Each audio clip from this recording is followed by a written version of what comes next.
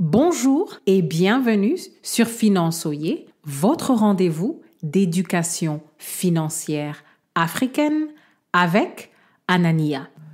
Le problème du jour est que pendant la crise de Silicon Valley Bank, plusieurs soi-disant experts en gestion des finances d'entreprise ont pris panique à la découverte que le gouvernement américain ne garantissait pas les dépôts bancaires au-delà de 250 000 $. Le principe que nous devons retenir, c'est que c'est votre responsabilité de savoir comment chaque pays protège vos dépôts bancaires, jusqu'à quel montant, pour quels produits ou services financiers, etc., etc. Voici ce qu'il faut retenir. Souvent, les gouvernements n'assurent vos dépôts que jusqu'à un certain montant dans les pays occidentaux. Vous devez vérifier les limites de chaque pays et de chaque solution financière que vous utilisez.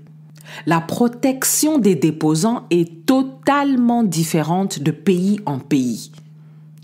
Par exemple, le gouvernement de la République démocratique du Congo, d'où je suis originaire, est complètement différent des gouvernements occidentaux. La protection va être différente quand vous déposez votre argent dans les banques de ces deux régions différentes.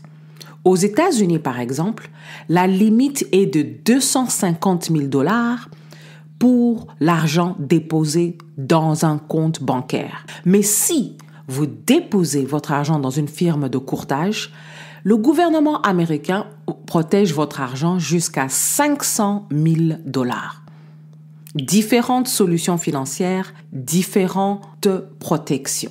Si vous avez des dépôts au-delà des limites que le gouvernement garantit, vous pouvez perdre cet argent. C'est votre responsabilité de prendre des mesures pour protéger chaque centime au-delà du montant garanti par un gouvernement.